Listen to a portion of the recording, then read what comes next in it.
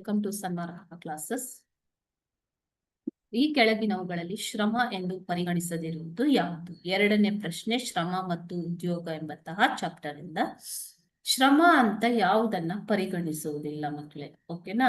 ಶ್ರಮವು ಜೀವನದ ಗಳಿಕೆಗಾಗಿ ಮಾಡಲಾಗುವಂತಹ ಎಲ್ಲ ದೈಹಿಕ ಮತ್ತು ಮಾನಸಿಕ ಪ್ರಯತ್ನಗಳನ್ನ ಒಳಗೊಂಡಿದೆ. ಏನನ್ನ ಒಳಗೊಂಡಿದೆ?